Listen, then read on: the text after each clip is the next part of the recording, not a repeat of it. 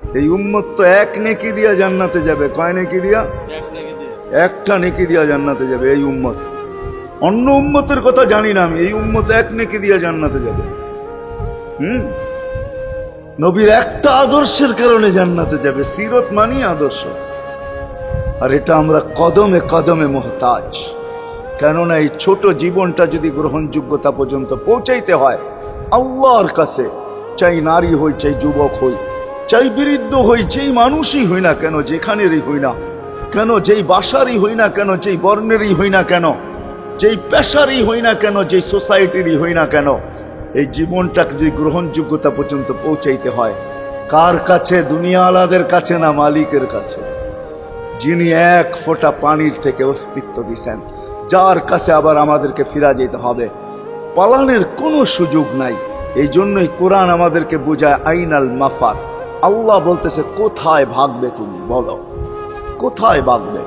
কবির কথাই সত্য, যদিও নাকি পালাও তুমি আকাশেতে লাগিয়ে সিঁড়ি, সিঁড়ি লাগাও যদি আকাশে চলে যাও, তো আল্লাহ বলে তোমার পাগার কোনো সুযোগ নাই। কেননা ইল্লা বিসুলতান, ওইখানেও আমার রাজত্ব, এইখানেও আমার রাজত্ব,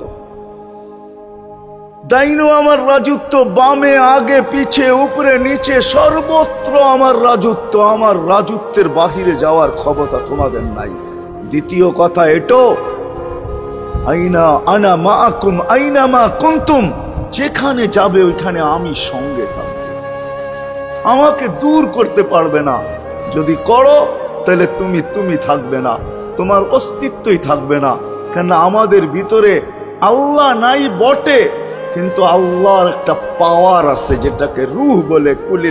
কুলির রূহ মিন আমরি রব্বি, আল্লাহর একটা পাওয়ার, একটা সিফত, সবচেয়ে শক্তিশালী পাওয়ার যেটা, ওটা আমাদের ভিতরে আল্লাহ ঢুকায় রাখছেন, যেটাকে আমরা রূহ বলি।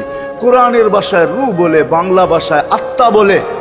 যেটাকে আমরা আত্মা বলি ওটা আল্লাহর হুকুম ছাড়া কিছু না। আল্লাহ বলে ওটা মনে করে নাও আমি তোমার ভিতরে আছি।